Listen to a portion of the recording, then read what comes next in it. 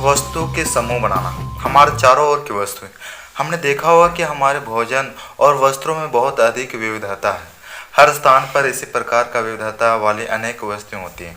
हम अपने चारों ओर कुर्सियां, बैलगाड़ियां, साइकिलें, खाने पकाने के बर्तन, पुस्तकें, वस्त्र, खिलौने, जल, पत्थर और अन्य बहुत सी वस्तुएं देखते हैं। इन सभी वस्तुओं की आकृतियां, रंग और गुण अलग अलग होते हैं।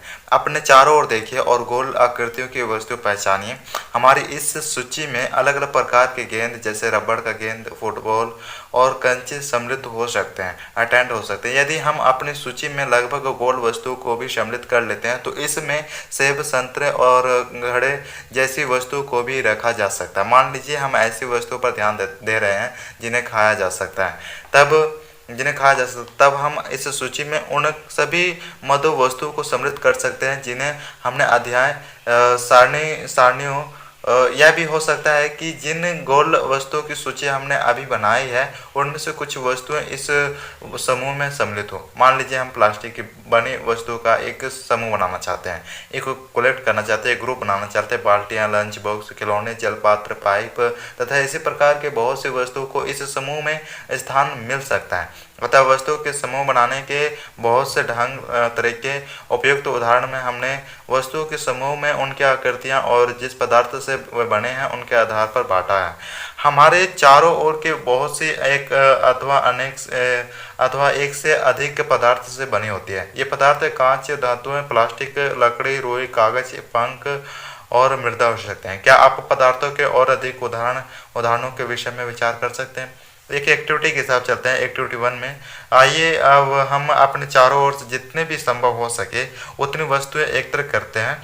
हम में से प्रत्येक अपने घर से प्रतिदिन उपयोग होने वाली एक वस्तु ला सकता है और कुछ वस्तु कक्षा के कमरे में अथवा विद्यालय के बाहर एकत्र कर सकता है। हमारे इस संग्रह में हमारे पास क्या होगा? चाक, पेंसिल, नोटबुक, रबर, डस्टर, हथौड़ा, कील, साबुन, पहिया का आरा, बैट, बल्ला, माचिस की डिब्बी, नमक, आलू। हम वस्तु की एक ऐसी सूची भी बना सकते हैं जिनके बारे में हम केवल सोच ही सकते हैं, कक्षा के कमरे में ला नहीं सकते। उदाहरण के लिए दीवार, वृक्ष, दरवाजे, ट्रैक्टर और सड़कें। इस संग्रह से उन सभी वस्तुओं को पृथक कीजिए जो कागज अथवा लकड़ी से बनी है। इस प्रकार आप सभी वस्तुओं को 2 समूह में बांट सकते हैं। इनमें एक समूह की सभी वस्तु कागज अथवा लकड़ी से बनी है अथवा दूसरी तरफ दूसरे समूह की वस्तुएं इन पदार्थों से नहीं बनी। इसी प्रकार हम खाना पकाने में उपयोग होने वाली वस्तुओं को पृथक कर सकते हैं, अलग कर सकते हैं। आइए अब हम कुछ अधिक योजनाबद्ध होते हैं। प्रत्येक वस्तु जिन जिन पदार्थों से बनी है उनको पहचानने का प्रयास कीजिए। इतनी लंबी सारणी बनाना जिसमें जितनी वस्तु संभव है उन सभी के बारे में सूचना एकत्र करके लिखना एक कौतुक हो सकता है। एकत्र की गई वस्तुओं में से कुछ वस्तु के पदार्थों के बारे में पता लगाना कठिन कार्य प्रतीत हो सकता है। ऐसे प्रकरणों में पदार्थों की पहचान के लिए अपने मित्रों, शिक्षक और अभिभावकों से विचार विमर्श कर सकते हैं, इसको लेकर विचार कर सकते हैं। एक एक्टिविटी 1 हो गया। एक्टिविटी 2 में चलते हैं। कुछ सामान्य पदार्थों की सूची दी गई। इनके अतिरिक्त, इनके अलावा अपनी जानकारी के और अधिक पदार्थ आप इस सारणी एक कॉलम बनाकर उसे जोड़ सकते हैं। आप प्रयास करके अपनी जानकारी की दैनिक उपयोग में होने वाली उन वस्तुओं के बारे में विचार कीजिए जो मुख्यतः इन्हीं पदार्थों से बनी है। इन सब सारणियों में से हमें क्या पता चलता है? पहले हमने वस्तुओं को कई ढंग से समूह में रखा। इसके पश्चात हमने यह पाया कि हमारे चारों ओर की वस्तुएं अलग अलग पदार्थ से बनी हैं। कई बार तो कई वस्तु एक ही पदार्थ से बनी होती है। तो ऐसा भी होता है कि एक ही वस्तु कई पदार्थों से बनी हो सकती है और फिर एक ही पदार्थ के उपयोग से कई वस्तु बनाई जा सकती है।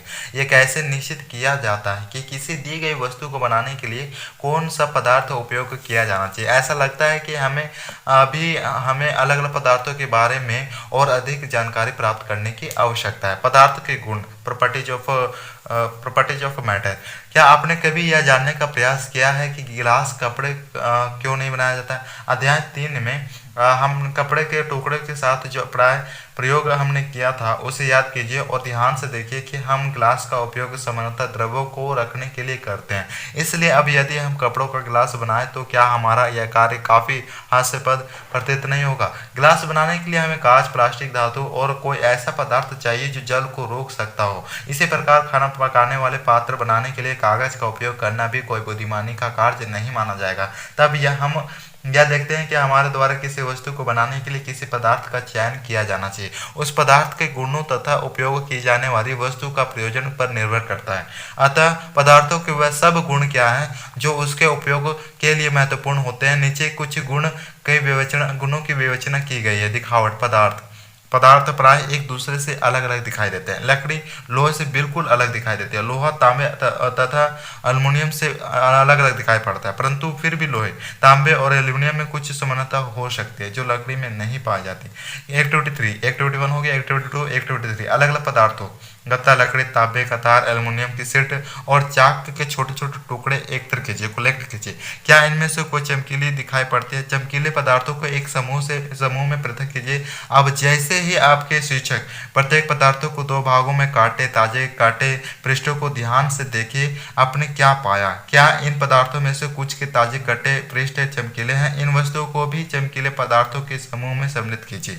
क्या आप अन्य पदार्थों में इसी प्रकार को कोई चमक अथवा द्युति देखते हैं? जैसे भी संभव हो सके किसी भी ढंग से इन्हें काटिए, किसी भी तरीके से इन्हें काटिए। ऐसा आप कक्षा में जितने भी पदार्थों के साथ कर सकते हैं कीजिए और द्युतिवान और द्युतिहीन पदार्थों की सूची बनाइए। इन तीनों की सूची बनाइए, द्युतिवान और द्युतिहीन दोनों की सूची बनाइए।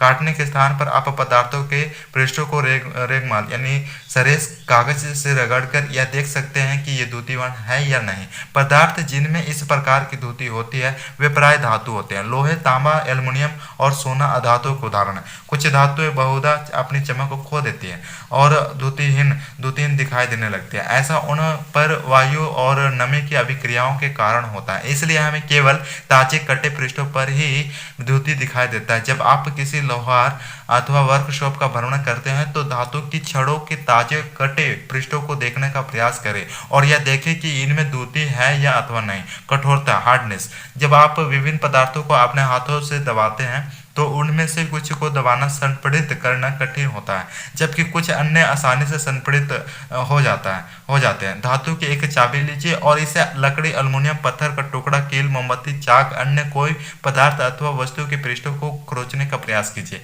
आप कुछ पदार्थों को आसानी से खरोच सकते हैं, जबकि कुछ अन्य पदार्थों को इतनी आसानी से खरोचा नहीं जा सकता। वे पदार्थ जिन्हें आसानी से संपीड़ित किया अथवा खरोचा जा सकता है कोमल पदार्थ कहलाते हैं, जबकि अन्य पदार्थ जिन्हें संपीड़ित करना कठिन हो जाता है कठोर पदार्थ कहलाते हैं। उदाहरण के लिए रुई अथवा स्पंज कोमल, जबकि लकड़ी कठोर है। दिखावट में पदार्थों में अलग अलग गुण हो सकते हैं, जैसे द्युति, कठोरता, रुक्ष अथवा चिकना होना। क्या आप अन्य गुणों के बारे में सोच सकते हैं जो किसी पदार्थ का दिखावट वर्णन करते हैं? विलय अथवा अविलय। एक्टिविटी 4 से चलते हैं। कुछ ठोस पदार्थों जैसे चीनी, नमक, चाक, पाउडर, बालू तथा लकड़ी के बुरादे के नमूने एकत्र कीजिए। कांच के 5 गिलास लीजिए। प्रत्येक गिलास के लगभग 2/3 भाग में जल भरिए। अपने गिलास में कुछ मात्रा में चम्मच भरकर चीनी, दूसरे में नमक तथा इसी प्रकार शेष गिलासों में अन्य पदार्थ मिलाइए। प्रत्येक गिलास के अंतर्वस्तु को चम्मच से विलोड़ित कीजिए। धीरे धीरे हिलाइए। कुछ मिनट तक प्रतीक्षा कीजिए। परीक्षण कीजिए और पता लगाइए कि जल में मिलाए गए पदार्थों का क्या होता है। अपने परीक्षणों को इस प्रकार दिखाए गए इस चित्र के अनुसार बना सकते हैं। हम अब आप यह पाएंगे कि कुछ पदार्थ जल में पूर्णतः लुप्त हो गए हैं, गायब हो गए, अर्थात घुल गए, विलीन हो गए। हम यह कहते हैं कि ये पदार्थ जल में विलय हैं। अन्य पदार्थ जल के साथ मिश्रित नहीं होते तथा काफी समय तक गिलास में विलोड़ित करने पर भी जल में लुप्त नहीं होते। ये पदार्थ जल में अविलय हैं। चूंकि जल बहुत से पदार्थों को विलीन कर सकता है, इसलिए हमारे शरीर के प्रक्रियाओं में इसकी एक महत्वपूर्ण भूमिका है। क्या द्रव्य भी जल में विलीन हो जाते हैं? एक्टिविटी 5। सिरका, नींबू का रस, सरसों का तेल अथवा नारियल का तेल, मिट्टी का तेल और अन्य कृषि द्रव्य के नमूने एकत्र कीजिए। कांच का एक गिलास लीजिए, इसे आधा जल से भरिए। अब इसमें चम्मच भरकर कोई द्रव्य मिलाइए और भली भांति विलोड़ित कीजिए। इसे 5 मिनट के लिए छोड़ दीजिए। परीक्षण कीजिए कि क्या यह द्रव्य जल के साथ मिश्रित हो जाता है। चित्र 4 जितने अधिक अन्य द्रव्य आपको उपलब्ध हो सके उन सभी के साथ इस प्रयोग को दोहराइए। हम यह देखते हैं कि कुछ द्रव्य जल में पूर्णतः मिश्रित हो जाते हैं, कुछ अन्य द्रव्य जल में मिश्रित नहीं होते हैं और कुछ समय तक ऐसे ही छोड़ देने पर अपनी अलग अलग परत बना लेते हैं। कुछ गैस जल में विलय है जबकि अन्य नहीं है। सामान्यतः जल में कुछ गैस थोड़ी मात्रा में विलीन होती है। उदाहरण के लिए जल में विलीन ऑक्सीजन गैस जल में रहने वाले जंतुओं एवं पादपों की उत्तरजीविता के लिए अत्यंत महत्वपूर्ण है। वस्तुएं जल में तैर अथवा डूब सकते हैं। क्रियाकलाप 4 करते समय आपने यह ध्यान दिया होगा कि जल में अविरल ठोस जल से पृथक हो जाते हैं। क्रियाकलाप एक्टिविटी 5 में भी आपने कुछ द्रव्यों के साथ ऐसा ही देखा होगा। इनमें से कुछ पदार्थों जो जल में मिश्रित नहीं हो पाए वे जल के पृष्ठ पर आकर तैरने लगे थे, अन्य डूबकर गिलास के तली में पहुंच गए थे। क्या यह सही नहीं है? हमें ऐसे बहुत से उदाहरण देखते हैं जिनमें पदार्थ जल में तैरते रहते हैं अथवा डूब जाते हैं। किसी तालाब की सतह पर गिरी सूखी पत्तियां व कंकड़ जो आप इसी तालाब में फेंक देते हैं, शहद की कुछ बूंदें जिन्हें आप गिलास के जल में डालते हैं, इन सब का क्या होता है? आप उससे जल में तैरने वाले तथा जल में डूबने वाले पदार्थ के 5 उदाहरण दें। अन्य द्रव्य जैसे तेल में यही पदार्थ तैरते हैं अथवा डूब जाते हैं। इसे देखने के लिए आप किस प्रकार परीक्षण करेंगे, किस प्रकार उसको टेस्ट करेंगे? पारदर्शिता।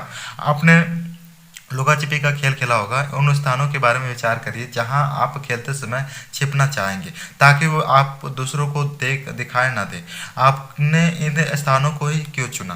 क्या आपने कभी शीशे की खिड़की के पीछे छिपने का प्रयास किया? स्पष्ट रूप से नहीं, क्योंकि ऐसा करने पर आपका मित्र शीशे से देखकर उसको आपको पता लगा लेगा। इन पदार्थों अथवा सामग्री जिनसे होकर वस्तुओं को देखा जा सकता है उन्हें पारदर्शी कहते हैं। कांच, जल, वायु और कुछ प्लास्टिक पारदर्शी पदार्थों के उदाहरण प्राय दुकानदार बिस्कुट, मिठाइयाँ और अन्य खाद्य पदार्थों को कांच अथवा प्लास्टिक के पारदर्शी पात्रों में रखना अधिक पसंद करते हैं ताकि खरीदार इन चीज़ों को आसानी से देख सके।